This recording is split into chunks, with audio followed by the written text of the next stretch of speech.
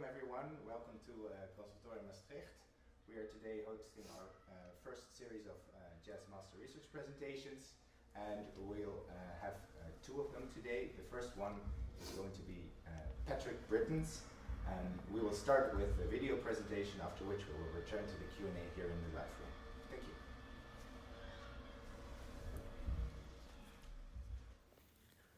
Hello everybody, welcome to my thesis presentation, May 13th.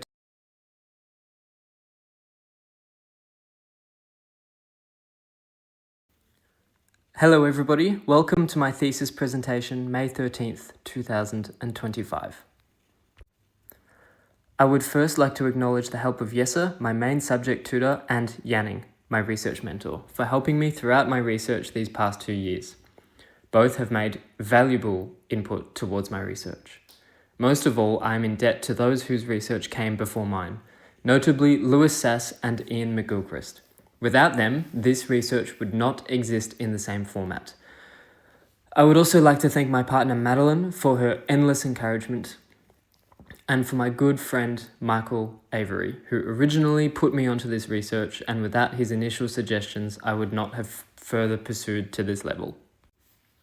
Madness and Music. Understanding Erik Satie and Cecil Taylor through the work of Louis Sass and Ian McGilchrist. The content is as follows.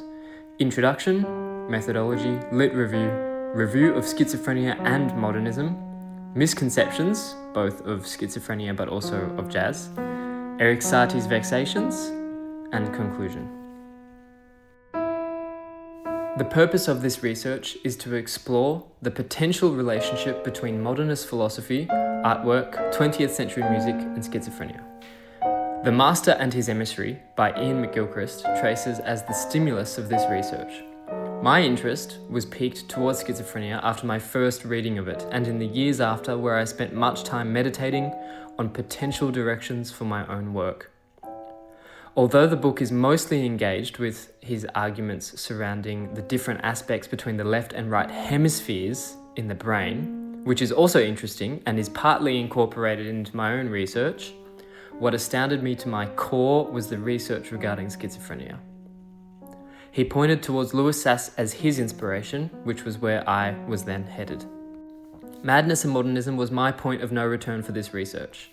Sass's discovery is hauntingly profound, and his unique identifications between the visual arts, literature, and madness, schizophrenia and psychosis, make for one extremely vertiginous book. Fortunately, I had been reading within the Western canon of philosophy for many years at this stage, and was glad that my previous research on Nietzsche's Thus Spoke Zarathustra had come to gratifying fruition. My knowledge surrounding the history of the visual arts was lacking, and thus I decided to learn as much as possible to gain a proper contextual understanding where I could best understand and absorb such ideas, which included travelling to experience the art itself, if still existing in person. The more I read Madness and Modernism, the more I loosely connected 20th century music to the new ideas I was exposed to. I found myself making connections between bizarre modernist compositions and the ideas present in the book. These hunches reminded me of Gregory Bateson's Steps to an Ecology of Mind, and have ultimately led me down the path of this research, exploring an area neglected in academia. Methodology. This research exists at the point where philosophy, art, and psychology intersect. Much of this video will be spent supporting the case made by Louis Sass, connecting the schizophrenic experience to aspects of modernist and postmodernist artwork and philosophy, and the other half will be spent making my own case relating the same schizophrenic experience to aspects of modernist music. In recent times, much artistic research has also found a stable foundation by drawing from phenomenological philosophers such as Edmund Husserl and Maurice Merleau-Ponty. In my own reading, I have discovered inferences towards the role which intuition/creativity plays in the writings by Gregory Bateson. This paper and my previous research is influenced by the work of Hazel Smith and Roger T. Dean and their iterative cyclic web of practice-led research and research-led practice. They summarize it well. This model combines the cyclic alternations between practice and research, the web, numerous points of entry, exit, cross-referencing, and cross-transit within the practice research cycle, and iteration, many sub-cycles in which creative practice or research processes are repeated with variation. Through this method, creative practice can enter into the academic sphere and be discussed at an academic standard, appropriate for research. I would also like to bring to light some work by Gregory Bateson. In Steps to an Ecology of Mind, a compilation of his writings, a small section is dedicated as, quote, an autobiographical account of how I have acquired my kit of conceptual tools and intellectual habits. Most of this section is actually unrelated. A single paragraph, though, is of notable importance, not only to my research, but to arts research in general. My mystical view of phenomena contributed specifically to build up this double habit of mind. It led me into wild hunches and, at the same time, compelled more formal thinking about those hunches. It encouraged looseness of thought and then immediately insisted that that looseness be measured up against a rigid concreteness. The point is that the first hunch from analogy is wild. And then, the moment I begin to work out the analogy, I am brought up against rigid formulations which have been devised in the field from which I borrow the analogy. Bateson is attentively and perhaps unwittingly also describing aspects of the creative process, but through the vogue of science. His hunch and looseness of thought could very well be described as preconceptions and imagination of the potential outcome of an artwork or ideas from which to begin creating. And the concrete thinking is then the application of said outcome to the culture from which it exists, real or in thought. Literature review. Artistic research surrounding compositional tools and their relationship to expressing symptoms or aspects of mental health illnesses is difficult to find. There is a plethora of papers on the effects of music therapy and mental illness, and also many papers diagnosing composers with mental illnesses. These papers also follow the concept that, quote-unquote, great art requires mental illness to one degree or another. Schizophrenia generally lacking representation in these statistics, even though madness was considered inextricably linked to genius in the turn of the 20th century. Here in the figure, we can see many posthumous diagnoses. Beethoven, major depression. Mozart, bipolar. Scriabin, bipolar. Chopin, major depression.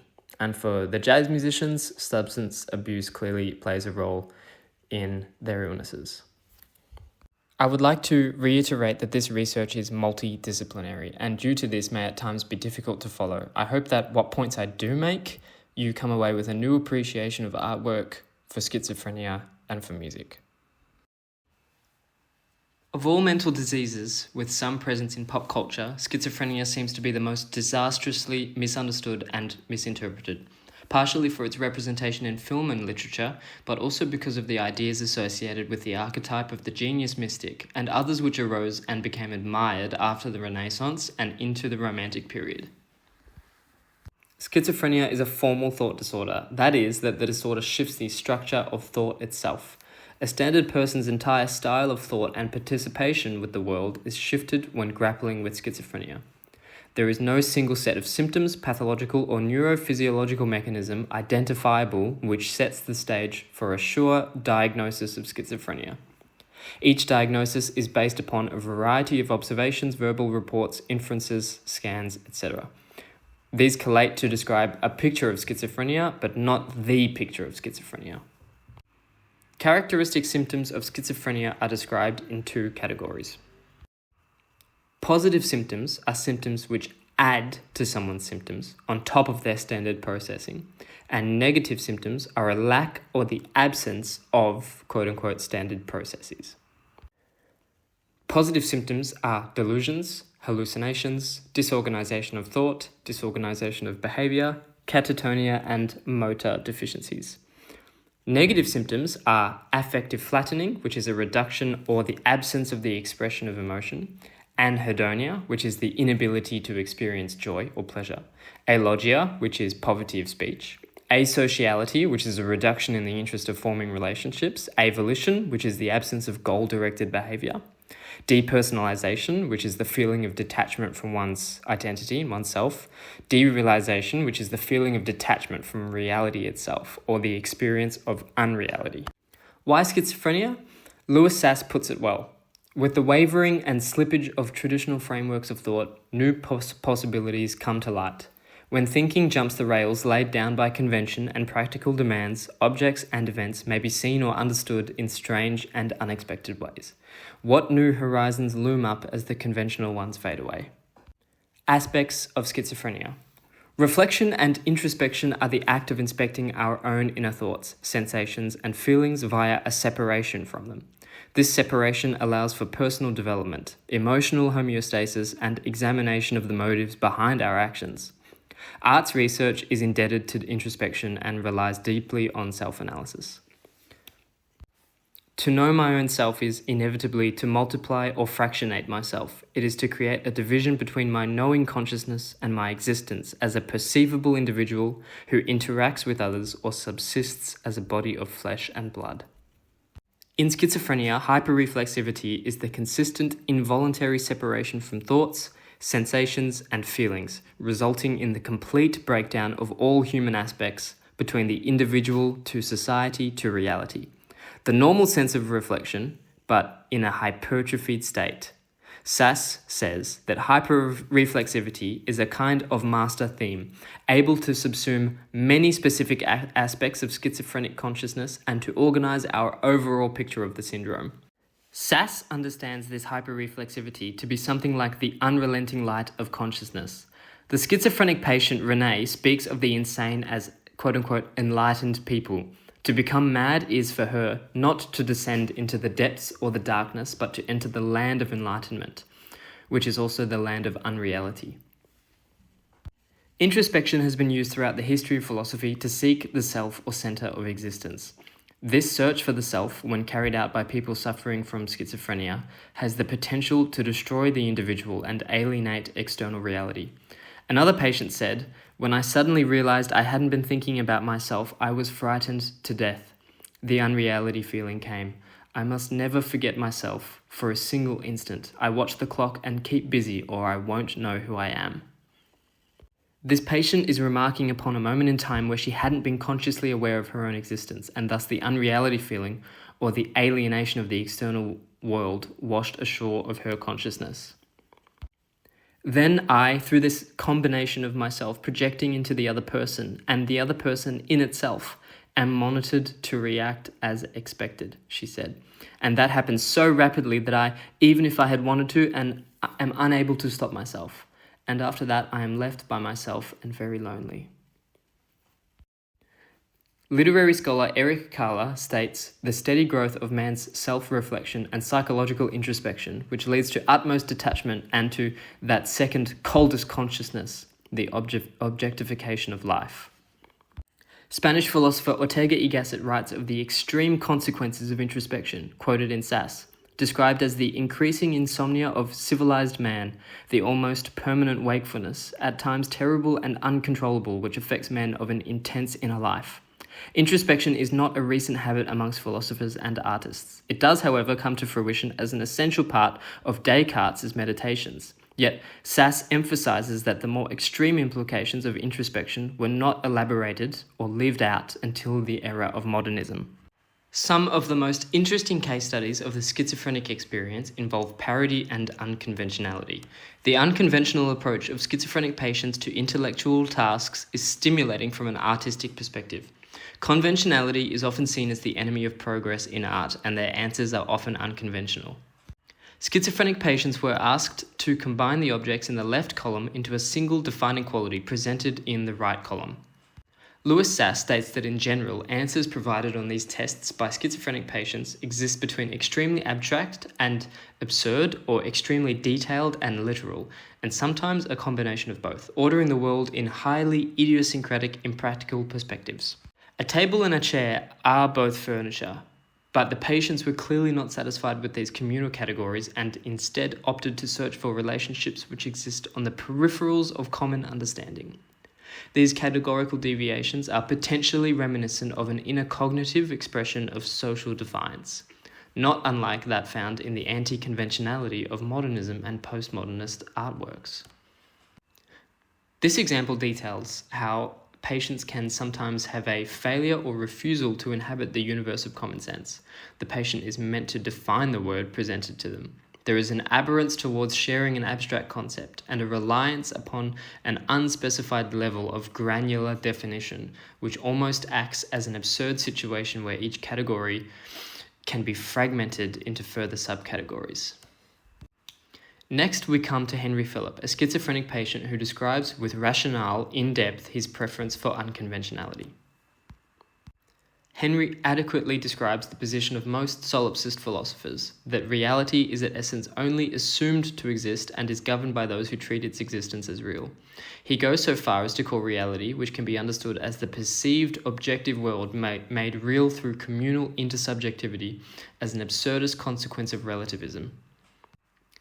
A sense of inauthenticity can occur with frankly psychotic schizophrenic patients, as for instance with one patient to whom the farmers in the fields looked as if they were not really working but merely going through the gestures. There are endless examples of patients accusing the world of being unreal or of being a parodied version of itself. A few are presented here. Marcel Duchamp, some of his revolutionary artworks, if you hadn't heard of them by now. From Left to Right, Fountain, Bottle Rack, In Advance of the Broken Arm, Bicycle Rack. The inframince, or infrathin, is another invention of Duchamp. It is the warmth of a seat which has just been left. It is when the tobacco smoke smells also of the mouth which exhales it. The two odours marry by the infrathin. Velvet trousers, their whistling sound, is an infrathin separation, signalled. Marcel Duchamp's desire to eradicate the possibility of recognizing any two things as being like each other is reminiscent of the schizophrenic tendency to see themselves as irreplaceably unique. It is an attempt at finding the opposite of what is common, an attempt at finding the completely unique, irreplaceable, unreproducible. It is often the new paradigm-changing artist which finds themselves at odds with convention, yet propels art into the future. Much 20th century art reliant upon unconventionality deserted the goal of expressing the common human experience, replacing it with the desire for unconventionality for the sake of being unique or unconventional. In other words, the search for the unique and unconventional in modernist art sacrificed its connection to the human, much like how the hyperreflexive tendencies of schizophrenic patients cause introspection to alienate the self from reality. Such art is therefore doomed to irony. Irony for Sass is one of the most salient aspects of modern art and consciousness. Just as hyperreflexivity is represented at its most hypertrophied state in both schizophrenia and modernism, so too does irony become so obtuse that it borders on the satirical, difficult to interpret any longer whether an idea is meant to be taken seriously or humorously, as we will see with Erik Satie. It is common for the inner life of a deluded schizophrenic to be devoid of worldly emotions like fear, sadness, and joy. Even though it may be infused with uncanny, objectless, and somehow cosmic forms of euphoria, anxiety, or ironic detachment, the patient may describe the most horrifying persecutions or catastrophes with utter indifference or even a trace of a smile. For the purposes of time, that is all I will cover for the aspects of schizophrenic symptoms, as to discuss the other symptoms would simply take up too much time. For now, what I have discussed in regards to introspection, hyperreflexivity, irony, and parody will be relevant when discussing the next topic, Erik Satie and his Vexations. First, a quick detour into misconceptions of jazz and schizophrenia. Thelonious Monk was diagnosed with unclassified schizophrenia. Bud Powell was also diagnosed with schizophrenia. Butch Warren was diagnosed with paranoid schizophrenia. Tom Harrell has schizophrenia. Buddy Bolden, often cited as the father of jazz, had schizophrenia. Wayne Shorter also released an album titled Schizophrenia. These are all the examples within the jazz world tying music, improvisation, and people directly to schizophrenia. However, schizophrenia is not the reason which gave them an edge over their competition. In the conclusion to Schizophrenia Behind the Great Jazz, Hersa Aranti and others posit that Buddy Bolden and Tom Harrell are able to play jazz because improvisation occurs outside of consciousness and no conscious cognitive decisions need to be made in improvisation. In an interview conducted by another great musician, Ethan Iverson, Tom Harrell does indeed show that he makes conscious decisions whilst improvising.